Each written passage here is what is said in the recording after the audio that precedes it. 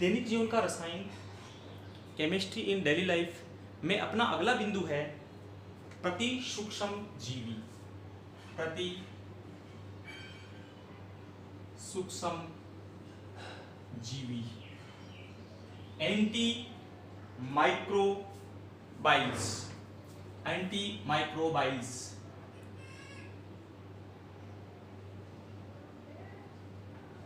Anti माइक्रोबाइल्स यानी प्रति सूक्ष्म जीवी। इस प्रकार के रसायन जो कि सूक्ष्म जीव, और सूक्ष्म जीव कौन से, जैसे बैक्टीरिया,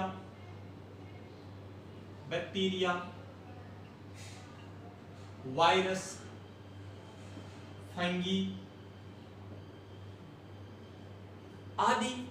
फंगी के अलावा हम कवक भी कह सकते हैं। इनको नष्ट करने में प्रयुक्त होते हैं। यानी वे रसायन जो सूक्ष्म जीव जैसे बैक्टीरिया, वायरस, कवक, फफूंद, इनको नष्ट करते हैं तथा इनकी वृद्धि को रोकते हैं।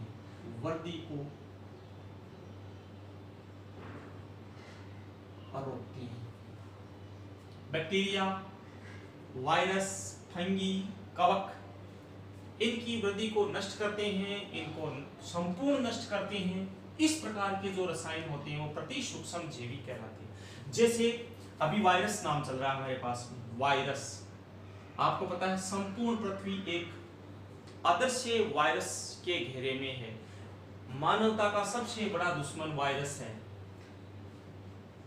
बायोलॉजी में हमने पढ़ा है कि ये सजीव और निर्जीव के बीच की योजक कड़ी है। जब ये किसी जीव में चला जाता है तो जीव के डीएनए या आरएनए के साथ में रिएक्शन करता है और अपनी वृद्धि करना शुरू कर देता है तथा शरीर के किसी भाग को संक्रमित कर देता है, इन्फेक्टेड कर देता है, जिससे मृत्यु तक हो जाती है। इसी तरह से हमारे पास में अभी जो वायरस चल रहा है, कोरोना वायरस डिजीज, कोविड-19, ये जो वायरस है, ये वायरस भी हमें किसी प्रति सूक्ष्म जीवी जिस दिन खोज लिया जाएगा, ये नष्ट हो जाएगा उस दिन।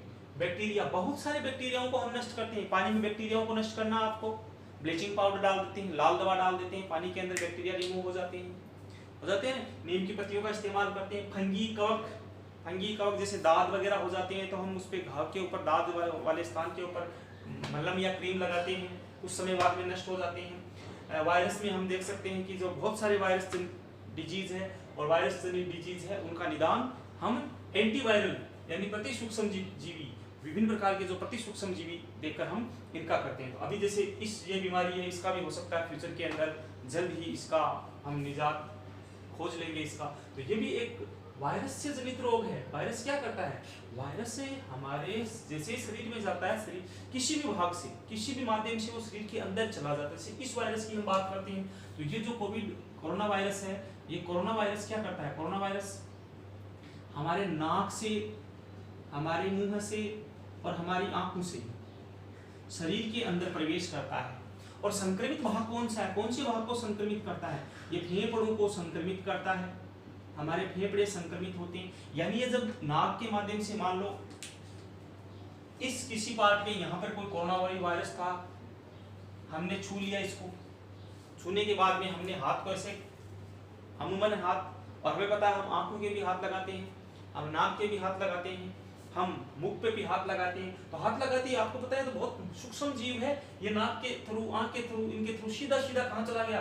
फेफड़ों में चला गया। और फेफड़ों में जाते ही फेफड़े क्या है? इसका उचित स्थान है फेफड़े इसका, और वहां पर अपना रिप्रोडक्शन शुरू कर देता है। यानी डीएनए के साथ में मिल जाता है और डीएनए के साथ में मिलकर अपनी संख्या में वृद्धि करता है। अब इसकी कोई यदि एंटी कोविड मिलेगी, हमें एंटीडोज मिलेगी, तो इसका क्या हो जाएगा? खात्मा हो जाएगा वहां पर। अभी तक इसका एंटीकोड नहीं मिला हमारे पास में, तो हमें अवॉइड करना है। नाक, कान, मुंह, इन पे अंगुली नहीं लगाना, हाथ नहीं लगाना, या हाथ यदि हमें लगाने की जरूरत पड़े तो हम किसी सैनिटाइजर से, हैंड वॉश से, घर के साबुन से अच्छी तरह से धोएं। क्योंकि साबुन से हाथों के ऊपर यदि इस प्रकार के वायरस हैं तो 15 से 20 सेकंड में रिमूव हो जाते हैं। ऐसा मानना है वैज्ञानिकों का किसी भी साबुन से हम धोते हैं तो हैंड वॉश करते हैं तो वो 15 से 20 सेकंड में दूर चले जाते हैं। तो इस प्रकार के हम कह सकते हैं कि प्रति सूक्ष्म जीवी वायरस होते हैं, बैक्टीरिया होते हैं, फंगी होते हैं, कवक होते हैं, और ये मानवता के बड़े दुश्मन होते हैं। तो इस प्रकार की औषधियां शरीर में उपस्थित सूक्ष्म जीवों को मार देती है। ये औषधियां जीवाणुनाशी कहलाती है। इन ऐसी औषधियों के उपयोग द्वारा सूक्ष्म जीवों का वृद्धि रोकती है। ऐसी औषधियां जब प्रयुक्त करते हैं तो ये जो सूक्ष्म जीव है इनकी वृद्धि को स्टे करती है, इनकी वृद्धि के ऊपर स्टे लाती है, रुकावट लाती है, इनकी वृद्धि को रोक देती है। अब दूसरा क्या करती है, साथ में ये शरीर में रोग प्रतिरोधक क्षमता को बढ़ाती है। ये मेडिसिन क्या करती है, रोग प्रतिरोधक क्षमता को बढ़ाती है। अभी हम बार बार कह रहे हैं, हमारा आयुष मंत्रालय बार बार कह रहा है कि इस बीमारी से यदि निजात पाना है तो हमें रोग प्रतिरोधक क्षमता बढ़ानी पड़ेगी। रोग प्रतिरोधक क्षमता हमें बढ़ानी पड़ेगी। जिस व्यक्ति की रोग प्रतिरोधक क्षमता ज्यादा है, इम्यूनिटी पावर बहुत स्ट्रांग है, इसका संक्रमण नहीं होगा, साधारणतया वायरस का इन्फेक्शन नहीं होगा। पता कैसे चलता है, कई बार हम देखते हैं कि जैसे ही मौसम चेंज होता है तो कुछ व्यक्तियों के छींक आना, खांसी होना, बुखार होना, नाक से पानी का बहना, ये काम शुरू हो जाते हैं। यानी हम कह सकते हैं कि उन व्यक्तियों की रोग प्रतिरोधक क्षमता थोड़ी क्या है, वीक है, कमजोर है। तो रोग प्रतिरोधक क्षमता के लिए हमें आयुष विभाग ने बहुत सारे रसायन तैयार कर रखे हैं, बहुत सारी जड़ी बूटियां हैं जिनका हम इस्तेमाल कर सकते हैं, दूध और दाल का इस्तेमाल कर सकते हैं हम। तो इस संदर्भ में अभी ये बीमारी आ रही है तो इस संदर्भ में हम थोड़ा सा इसके बारे में भी जान लेते हैं। तो ये प्रति जो सूक्ष्म जीवी है ये रोग प्रतिरोधक क्षमता में वृद्धि करती है। प्रतिजैविक तथा प्रतिरोधी प्रति सूक्ष्म जैविक औषधियां। एक तो हो जाएगी प्रतिरोधी और दूसरी होगी प्रतिजैविक। ये जो मेडिसिन है ये प्रति सूक्ष्म जैवी है। प्रतिरोधी तो हो गया एंटीसेप्टिक, और प्रतिजैविक होगी एंटीबायोटिक।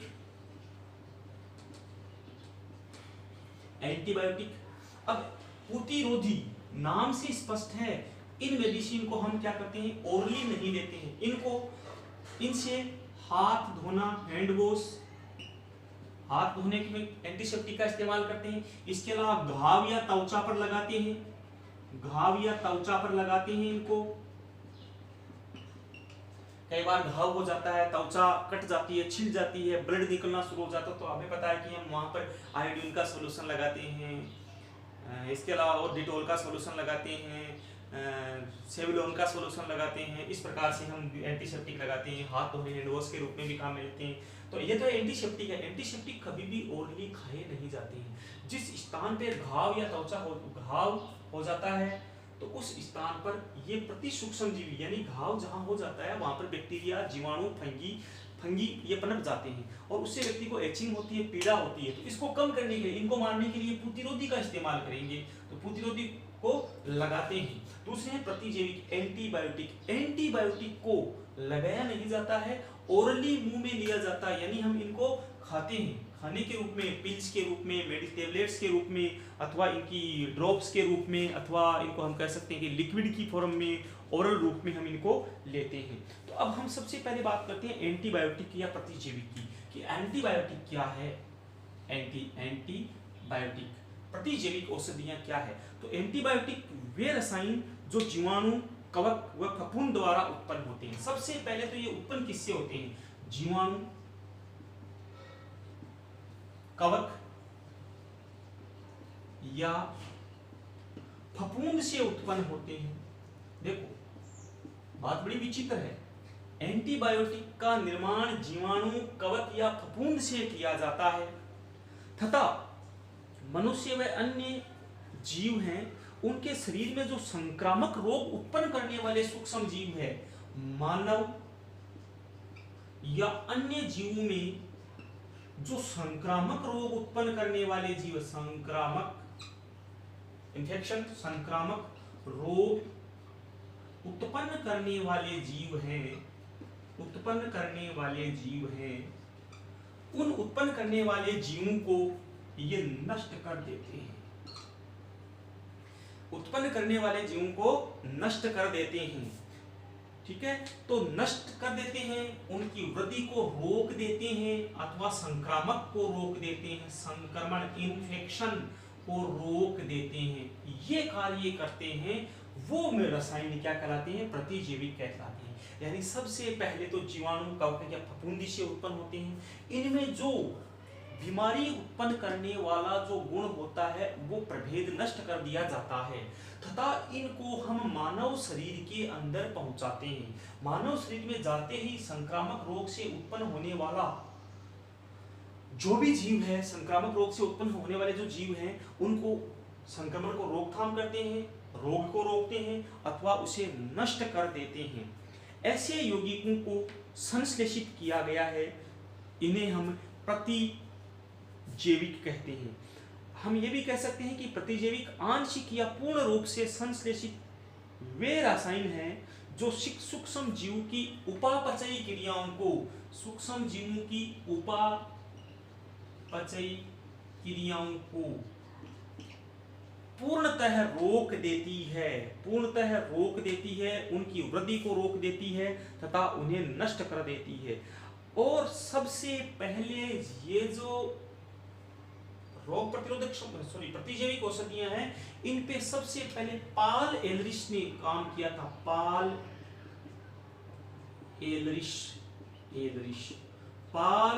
एलरिच ने सबसे पहले काम किया था। 19वीं शताब्दी में ये पाल एलरिच है, इसने सिफिलिस इलाज के लिए आर्सेफेनिन बनाई थी। सिफिलिस इलाज के लिए आर्सेफेनिन बनाई थी। अब हमें देखना है कि सिफिलिस क्या होता है। सिफिलिस के अंदर क्या होता है कि हमारी त्वचा होती है, वैसे ये गाय में, भैंस में जो गोदन है उसमें होने वाला रोग है।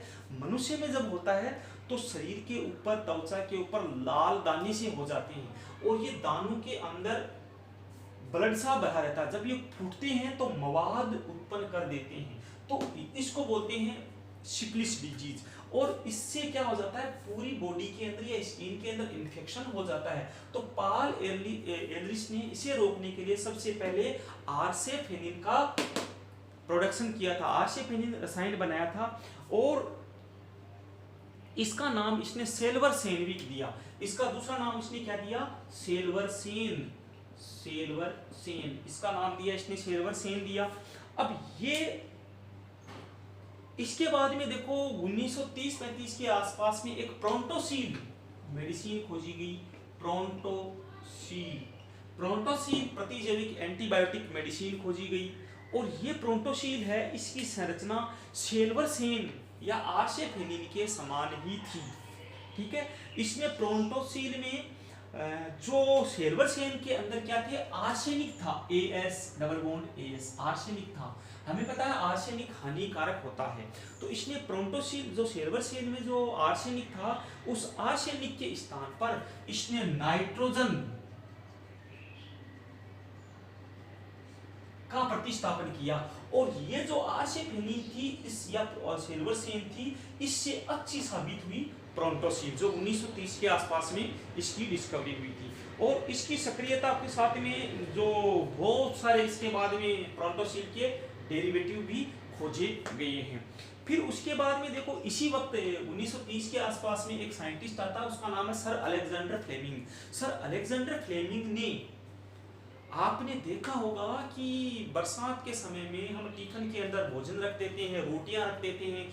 1-2 दिन मान लो हम भूल गए बाय चांस बरसात के समय, और उस टिफिन को हम खोल के देखते हैं तो रोटी के ऊपरी भाग में बूफन आ जाती है, सफ़ेद सफ़ेद एक काई सी जमा हो जाती है, उसको हम बूफन कहते हैं, हम कवक कहते हैं।